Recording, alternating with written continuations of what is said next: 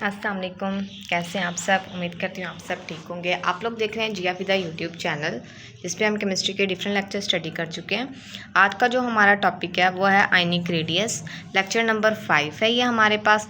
Chemistry part 1 FSC हम इसके different lectures देख रहे हैं। ठीक है, हमारे पास है आयनिक रेडियस। हमने प्रीवियस लेक्चर में देखा कि एटॉमिक रेडियस क्या होता है। ठीक है, हमारे पास एटॉमिक रेडियस या साइज़ कह लें, हमने वो डिटेल में टॉपिक स्टडी किया पूरा, उसमें हमने ट्रेंड्स भी देखे थे।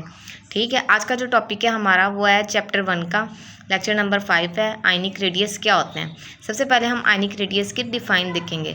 डिफ़ाइन समझ में आ जाती है ना तो बहुत ज़्यादा कुछ हमारे लिए समझना आसान हो जाता है। ठीक है, अब हमारे पास आयनिक रेडियस की डिफ़ाइन क्या है, वो कहते हैं the size of ion, the size of an ion when it is suppose to be spherical. अब ये कैसा स्फेरिकल होगा? स्फेरिकल आपको पता है शेप ओवल की तरह मिलती जुलती शेप होती है, उस तरह का इज कॉल्ड आयनिक रेडियस। ये आपके पास क्या कहलाता है? आयनिक रेडियस कहलाता है। अब हमारे पास दो डेफिनेशन है इसकी। ठीक है, चाहे तो आप ये फर्स्ट वाली डेफिनेशन कर लें तो भी ठीक है। ये नेक्स्ट देखें और लिखा हुआ है इसके नीचे एक और डेफिनेशन दी हुई है, हम उसको भी रीड आउट कर लेते हैं कि इस डेफिनेशन में हमारे पास क्या कहता है। वो कहता है it is typically defined as distance from the nucleus of an ion outermost electron shell. जहाँ आउटर मोस्ट शेल होगा उस पर उसका क्या डिस्टेंस कह रहा है, किसका? न्यूक्लियस का।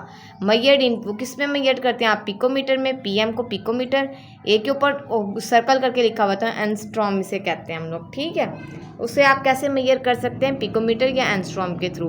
अब एक इंपॉर्टेंट पॉइंट कह लें या इंपॉर्टेंट एक्सप्लेनेशन कह लें, ये आपके पास रेड पेन से यहाँ पर शो हो रही होगी, आपको लिखी हुई है when an atom lose one or more electron. कोई भी एटम आपके पास लूज कर दे, निकाल दे इजीली, तो आपके पास one or more electron to become positive ion. अच्छा, आपको पता है कोई भी जब इलेक्ट्रॉन होता है वो क्या करता है, जब जैसे वो अपने जो लूज करता है, कोई भी इलेक्ट्रॉन लूज करता है तो उसके ऊपर पॉजिटिव आयन आ जाता है।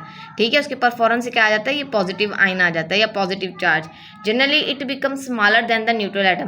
तो वो जो आपके पास चार्ज आ जाता है वो क्या होता है? स्मॉलर होता है। किससे? न्यूट्रल एटम से। ठीक है, अब क्या कहते हैं लूज कोई भी, अब आगे हम जब देखेंगे कि फॉर्मेशन ऑफ कैटायन कैसे हुई है, नेक्स्ट जो अभी हम पढ़ेंगे तो उसमें आपको पता चल जाएगा क्या है। एक बार फिर से ये इंपॉर्टेंट पॉइंट हम स्टडी कर लें। वो क्या कह रहा है? When an atom lose one or more electron, कोई भी एटम अगर आपके पास लूज करता है one or more electron to become positive ion, positive ion बना देता है। It generally become smaller. ये आपके पास क्या?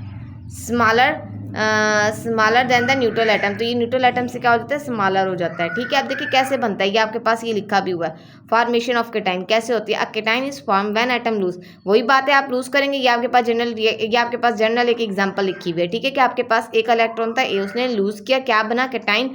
ये जो नजर आ रहा है ना आपको माइनस ई के ऊपर -1, तो ये इसका मतलब है इसने एक इलेक्ट्रॉन लूज किया। जैसे इसने लूज किया तो देखें इसके ऊपर क्या चार्ज आ गया? पॉजिटिव चार्ज आ गया। तो यही बात इस वाली लाइन में की थी और यही बात हमने सेपरेट करके एक अच्छा सा पॉइंट बना के लिख दिया ताकि आपको याद रहे। ये line MCQ point of view से भी इंपॉर्टेंट है कि कैटायन अगर लूज कर दिया इलेक्ट्रॉन तो उसके ऊपर कौन सा चार्ज आ जाता है, तो फौरन आपको पता होना चाहिए उसके ऊपर कौन सा चार्ज आ जाता है? पॉजिटिव चार्ज आ जाता है। ठीक है, अब हमने ट्रेंड्स देखने हैं। हमने प्रीवियस लेक्चर में भी आयनिक जब रेडियस देखा था, एटॉमिक रेडियस देखा था, उसमें हमने उसके ट्रेंड्स देखे थे कि हमारे पास पीरियड में क्या होते हैं, ग्रुप में क्या होते हैं। आपको पता है रो की फॉर्म में जो होता है वो आपके पास पीरियड होते हैं, कॉलम की फॉर्म में जो होता है आपके पास ग्रुप्स होते हैं। ठीक है, अब इसके ट्रेंड्स देखने हैं हमने कि ट्रेंड्स आयनिक रेडियस के कौन से हैं। अक्रॉस द पीरियड, पीरियड आपको पता है हम लोग इस तरह मूव करते हैं, ये आपके पास पीरियड्स होते हैं। और अगर हम इस तरह मूव करते हैं टॉप टू बॉटम तो ये आपके पास ग्रुप होते हैं। ये आपके पास पीरियड्स हैं, अक्रॉस द पीरियड या अलंग द पीरियड कह लें, और ये आपके पास ग्रुप है टॉप टू बॉटम कह लें। ठीक है, आयनिक अक्रॉस द पीरियड क्या होते हैं? Ionic radius decrease, ionic radius decrease होता जाता है फ्रॉम लेफ्ट टू राइट। जब आप left to right in a period में मूव करते हैं तो आयनिक रेडियस डिक्रीज होता है, लेकिन positive charge of the nuclear atom क्या होता है? वो इंक्रीज होता है। न्यूक्लियर चार्ज आपके पास क्या होता है?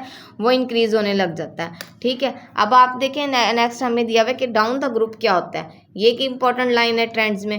नेक्स्ट आपने ये लाइन लिख देनी है, down the group in group. अब ग्रुप में देखिए हमारे पास क्या होता है, जैसे हम ग्रुप में मूव कर रहे होते हैं ना टॉप टू बॉटम, वो कहते हैं इन ग्रुप सिमिलर चार्ज आइन इंक्रीज इंक्रीज हो रहा है, लेकिन साइज़ क्या हो रहा है वो भी क्या करते हैं, इंक्रीज करता है टॉप टू बॉटम, क्योंकि हमने कल भी पढ़ा था नंबर ऑफ रेडियस हमारे पास क्या करते हैं, सर्कल इंक्रीज करने लग जाते हैं। एक 1 है तो नेक्स्ट में 2 होंगे, फिर आगे 3 होंगे, इस तरह करके वो क्या करते हैं, हमारे पास इंक्रीज करता है फ्रॉम टॉप टू बॉटम, जैसे हम टॉप टू बॉटम आ रहे होते हैं। ठीक है, ये जो आज का टॉपिक था हमारा, ये सिंपल करके आपको बता दिया गया। इसमें हमने इसकी डेफिनेशन देखी, 2 एक इंपॉर्टेंट पॉइंट देखा, फॉर्मेशन ऑफ कैटायन कैसे होता है, हमने इसके ट्रेंड्स देखे, पीरियड्स में क्या है, ग्रुप में क्या है। ठीक है, आप एज इट इज़ भी लिख देंगे तो आपको पेपर में फुल मार्क्स मिलेंगे, इसमें कोई आपकी डिडक्शन नहीं होगी मार्क्स की। ठीक है, ये एक इंपॉर्टेंट शॉर्ट क्वेश्चन कह लें, लॉन्ग क्वेश्चन के तौर पे भी आ सकता है, इतना आप लिखेंगे एक लॉन्ग ही बन जाता है। अगर आपको हमारी वीडियो अच्छी लगी है तो चैनल को लाइक करें, सब्सक्राइब करें, अपने फ्रेंड के साथ शेयर ज़रूर करें। ठीक है, थैंक यू फॉर वॉचिंग।